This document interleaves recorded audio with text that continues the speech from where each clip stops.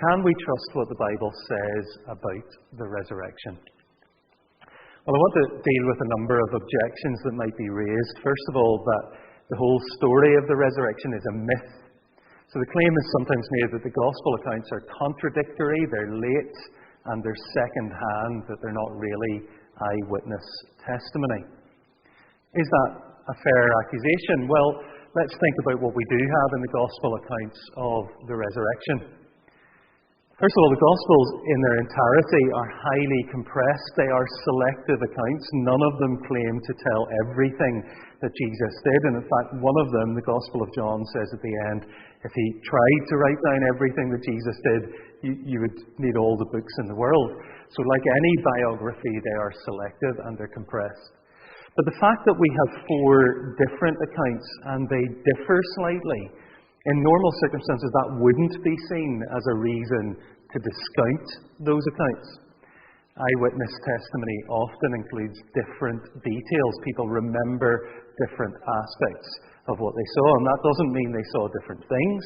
It's just how our memories work, but also the Gospel writers have reasons for emphasizing particular aspects of the account, because each of them is presenting a different aspect of who Jesus is. If we had only one account, then people would say, well, this is based on just one account, and how can we trust that? If we had 4 identical accounts, people would say these people have colluded together. I think this is actually the least problematic option, to have 4 accounts that are not identical. There is, though, when you look at the claims, the accounts in the Gospel, there are certain core events that are clear and agreed. The fact that Jesus arose bodily, that the tomb was empty, that he was seen by people. These are all consistent across all of the Gospels. And in fact, when you then look at the differences, if you look carefully at those, it is possible to reconcile those differences. So I have a couple of links on the slide which tell us or show us how people have done that. I mentioned simply one other contradiction that people sometimes mention. They say, Matthew chapter 12, Jesus talks about being in the depths of the earth for 3 days and 3 nights, but then we read that Jesus was crucified on a Friday and rose again on a Sunday. Is that not a blatant contradiction? But of course, again, if you get to know the culture of the time and how people calculated things at the time, they would have counted portions of days as a day. And when you do that, it's easy to reconcile how Friday to Sunday is parts of 3 days and nights.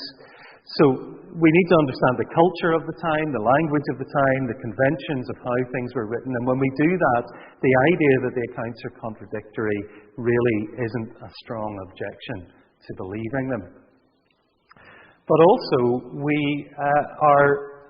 do have signs in the Gospels of authenticity. We have named individuals. For example, the owner of the tomb, Joseph of Arimathea, is named.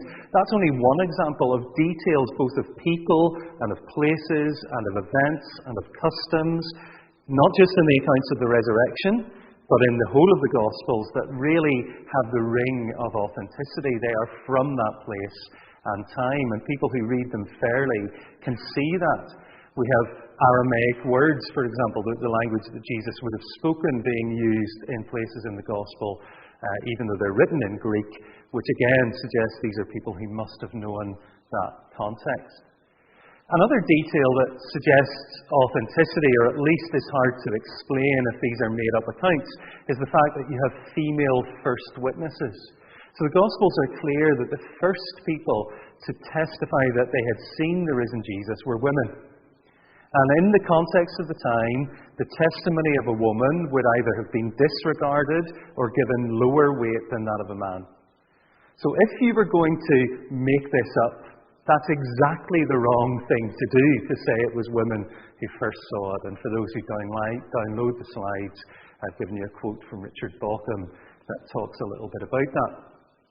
And then, thirdly, another aspect is that there is a detail there in what the people found in the tomb. So when they found the tomb empty, particularly in John's Gospel, we read that the grave clothes were there and the cloth that had been around Jesus' head had been folded and put to the side.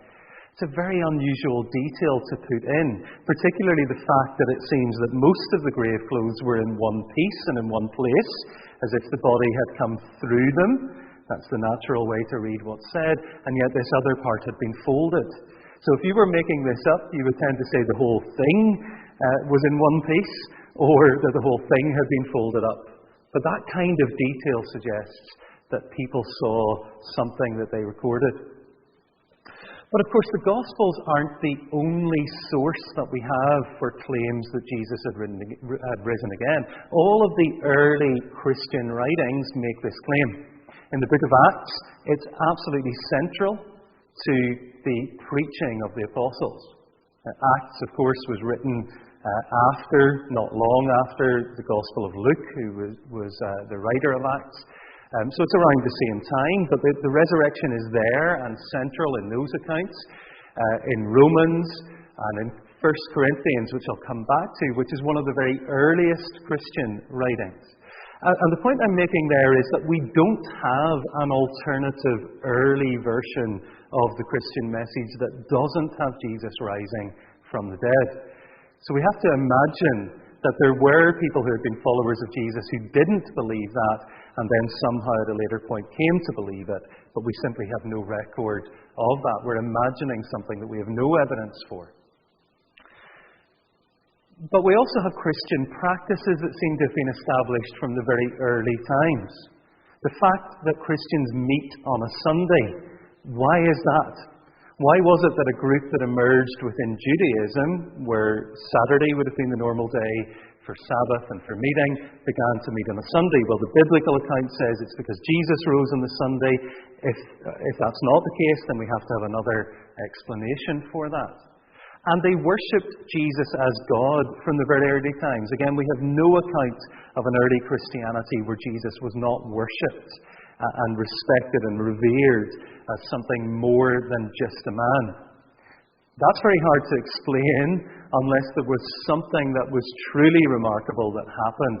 So they're worshipping someone who, if they know that he has died and has not risen again, how can they worship him as God? The thing that convinced them that he was God was that he rose again from the dead. But I said I would come back to 1 Corinthians 15.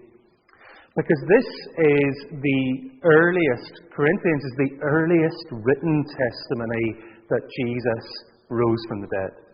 The Gospels were written, some of them at least, probably in the 60s AD, and perhaps John quite a bit later, 80s, 90s.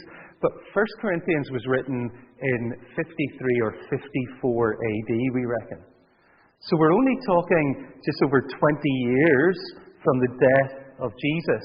That might seem like a long time, but that's well within a lifetime. And it's very easy to think that someone was writing who actually was close to the events that they were talking about. But of course, Paul is writing, and he wasn't claiming to have known Jesus during his life. His claim was quite different. But notice what Paul says in this passage. First of all, he says that the belief that Jesus had risen again is a foundational, shared Christian belief. This is 20 years after Jesus died. Paul says that this is of first importance. Not just something that you can take or leave, but absolutely essential. And if you read the rest of 1 Corinthians 15, you'll see that for him it was absolutely essential. If Jesus didn't rise, our faith is in vain, he says. It's pointless. But it's also something that was shared. So later on in that chapter, he makes it clear that this is what all of the apostles preached. He says whether we preached it or one of the others, this is what all of us are saying. Not just Paul, but the other apostles. Paul didn't disagree with the other apostles on these core truths of the faith. They were preaching the same thing. And it was a tradition, notice that, I delivered it to you as of first importance, but they have already received it. They already knew it. They knew it, and Paul had received it from somewhere else. So they already knew these truths. So when Paul is writing this in 53 AD, he's talking back about a time in history when he delivered it to them. So although the first written record is 53 AD, Paul must have told them about it even earlier than that, even closer to the date of Jesus. But then a second important point in this passage, Paul describes himself both as an eyewitness and as a recipient of a tradition. Do you see that? He says, I delivered to you what I received. But first of all, earlier on in 1 Corinthians, he says, have I not seen Jesus? And in 1 Corinthians 15, he says, last of all, Jesus appeared to him. Now, the appearance of Jesus to Paul, sometimes it's said that that was just a vision. It wasn't a physical appearance of Jesus. But it's clear from how Paul describes the significance of Jesus' resurrection, because he goes on to say that because Jesus rose in bodily form, we will rise in bodies, that Jesus saw the physical body of Jesus. It wasn't just a vision in his mind. It was something he saw with his eyes.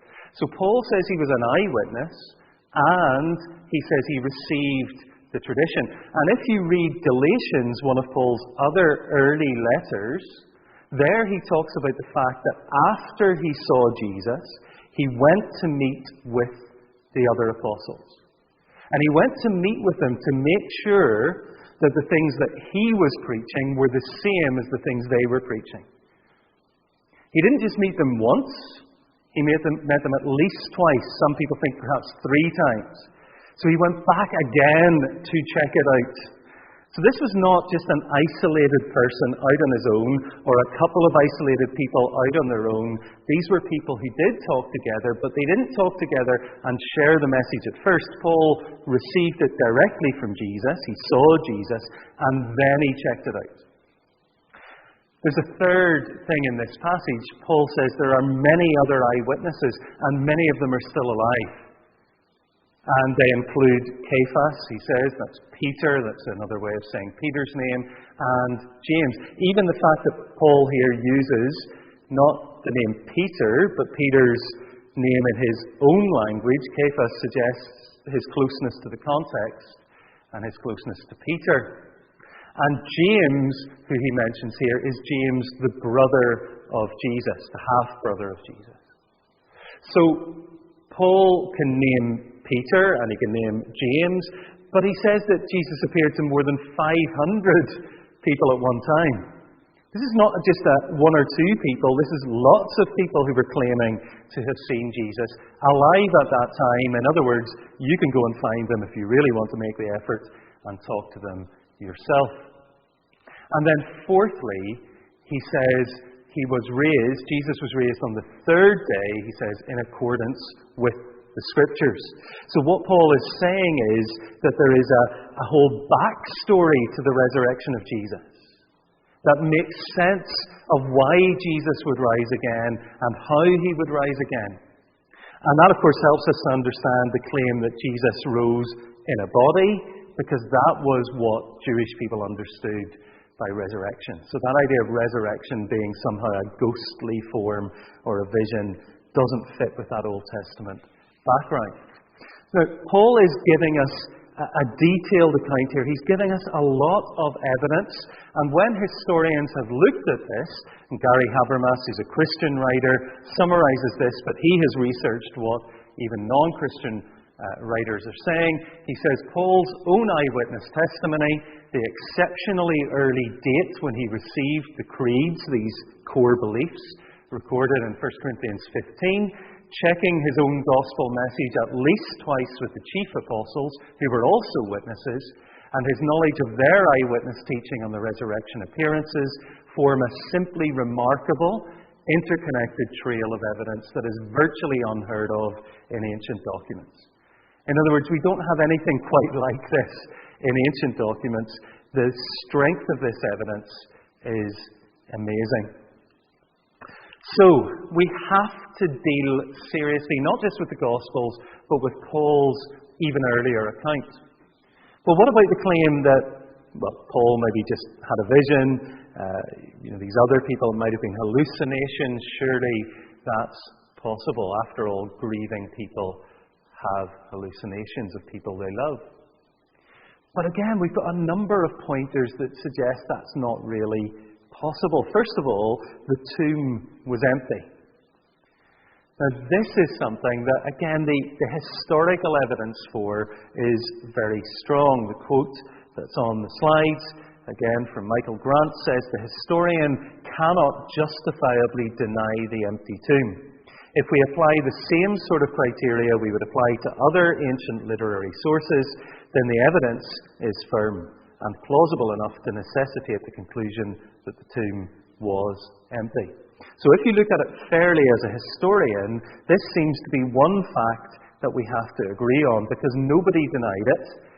Nobody was able to point to the tomb where Jesus' body was, and it was a named tomb in keeping with the burial practices of the Jews at the time in Jerusalem, where the body had been laid, and the idea was that the people who loved that person could come back a year later and take the bones after the flesh had decayed and keep those bones in a jar. So the details that are there fit with the culture of the time. Nobody could point to the tomb. And the disciples and the opponents of the disciples knew which tomb it was. Sometimes people say maybe they went to the wrong tomb.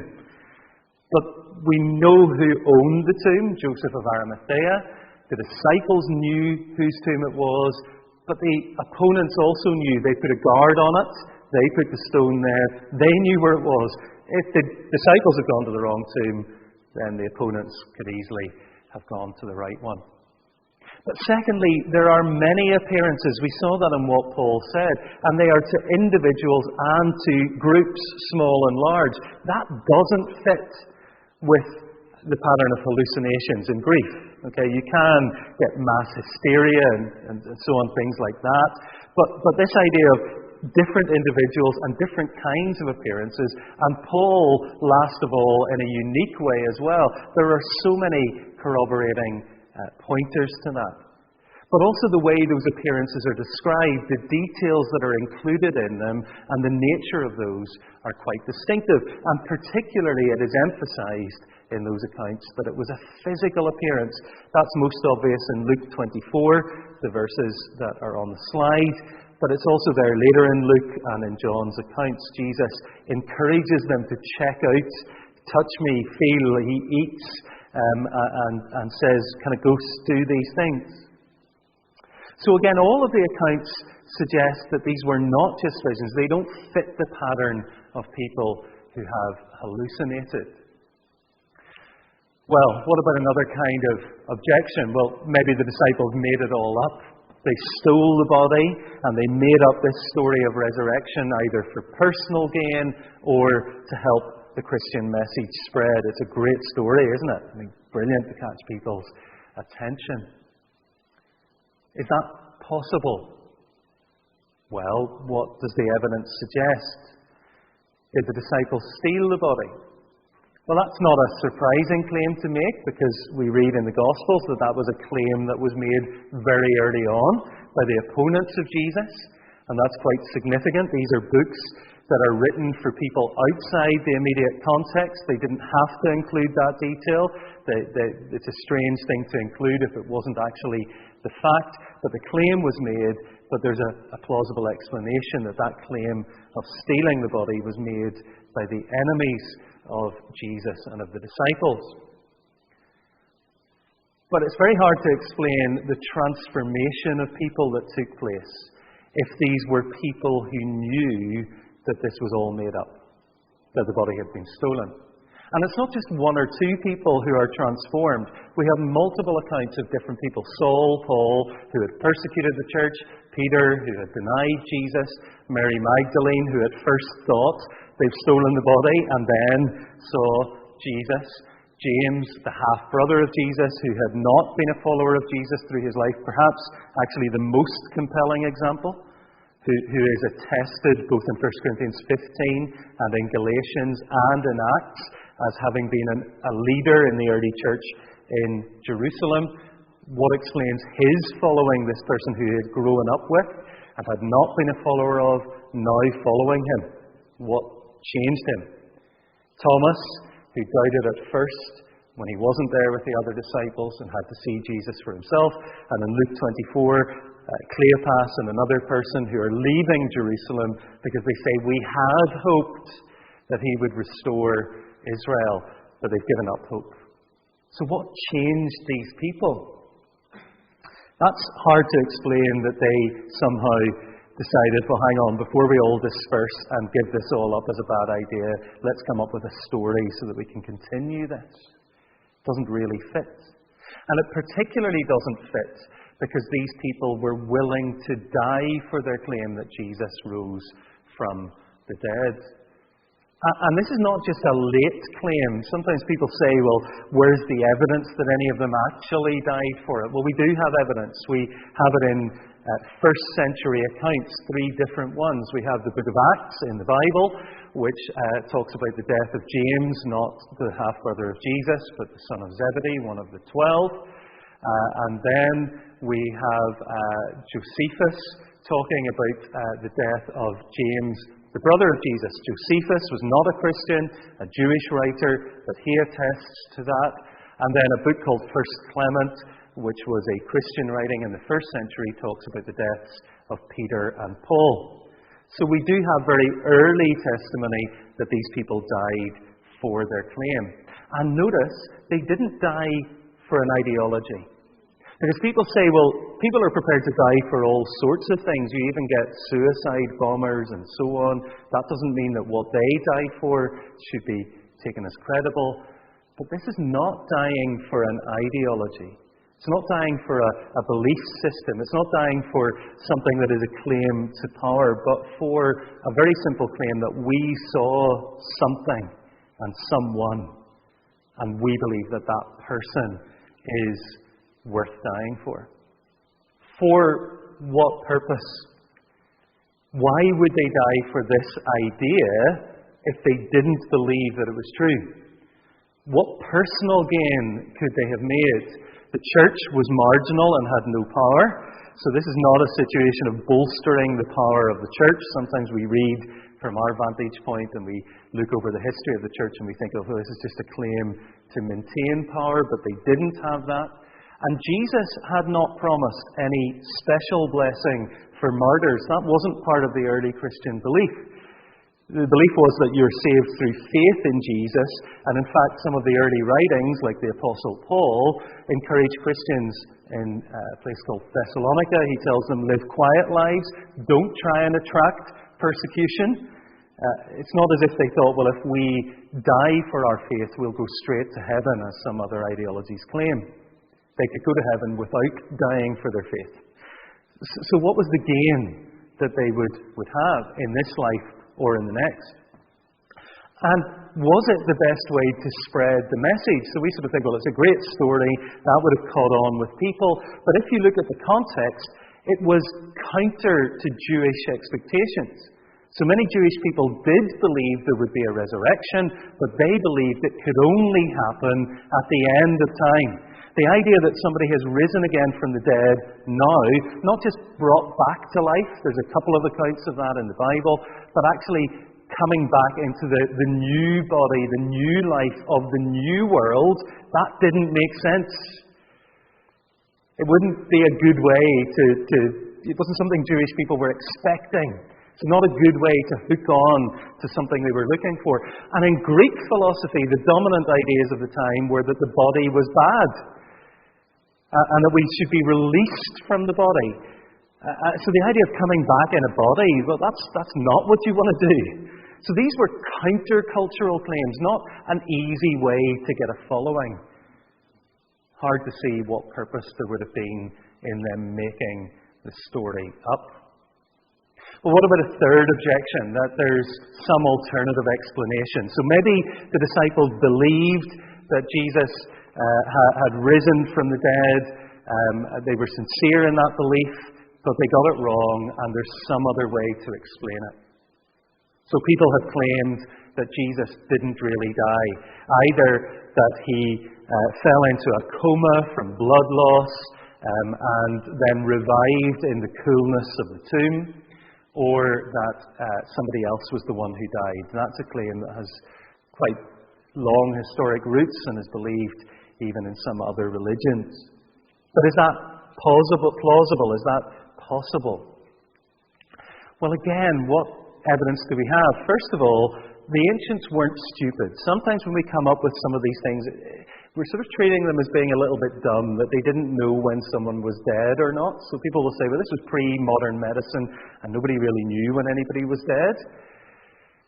But I think people actually knew more than we give them credit for, and particularly Roman soldiers whose whole job was to make sure that the people they were executing were dead had ways of being sure.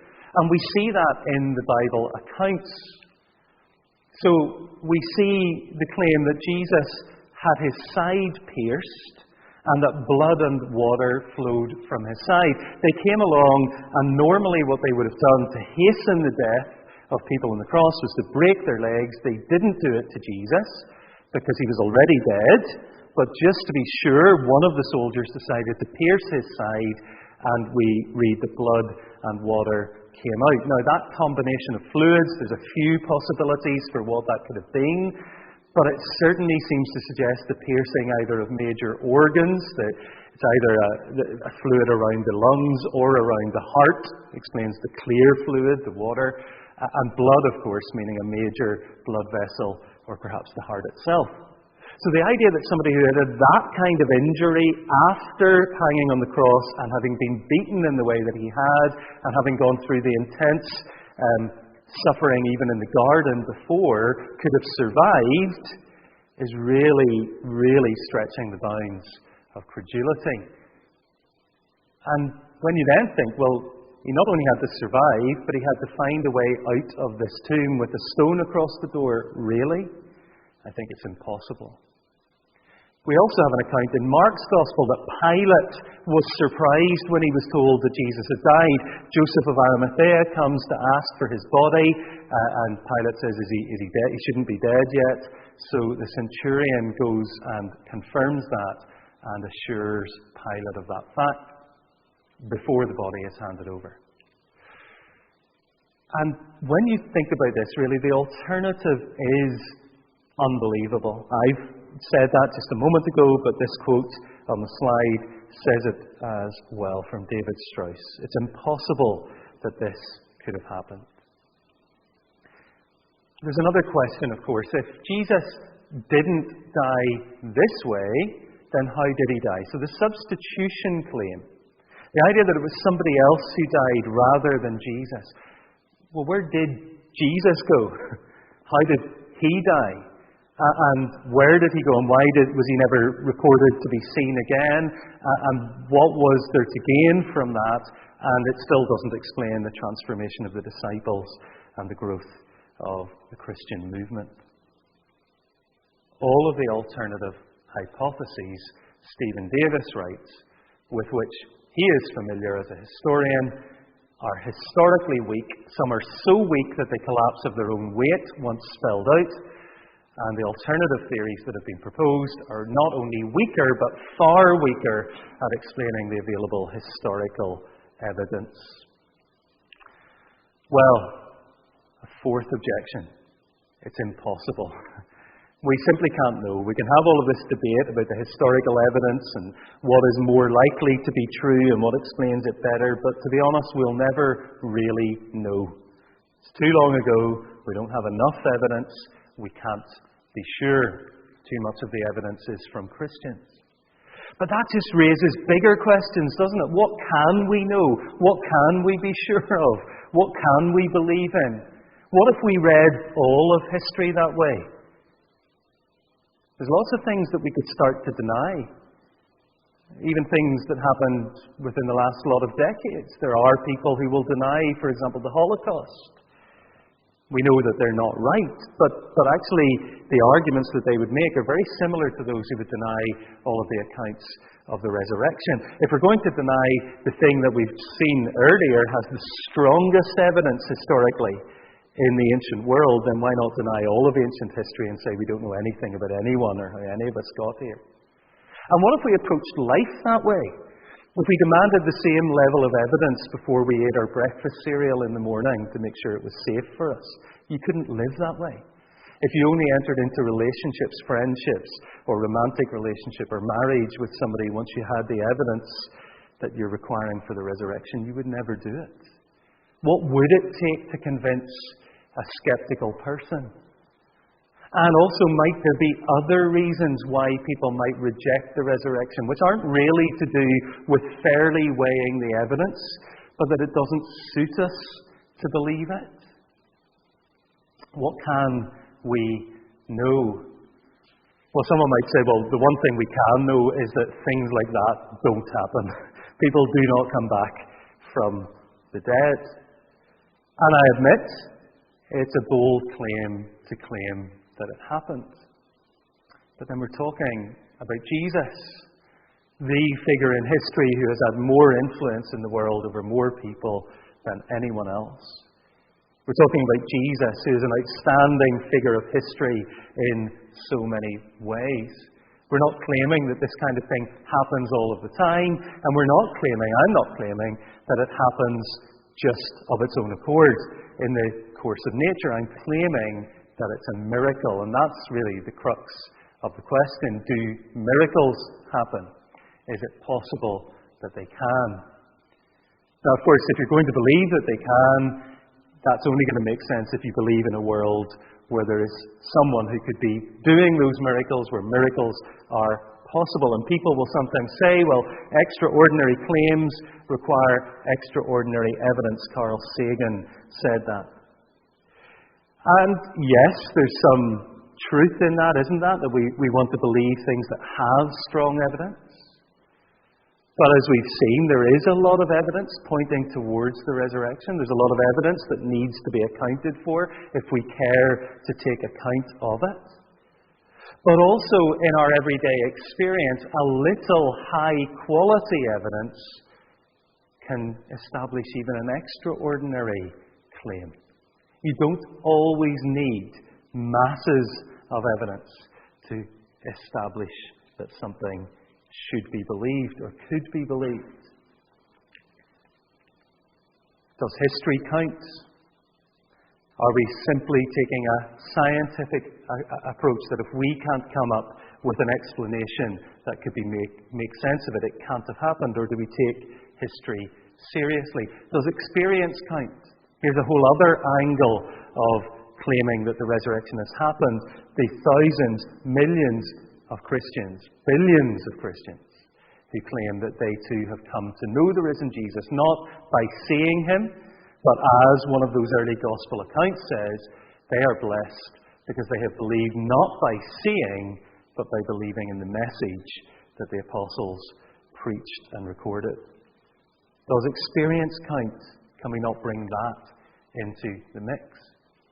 The reality in life is that whether we are just living our everyday lives, but even scientists themselves reach the best fit conclusion for the evidence. In other words, the conclusion that can best explain the evidence.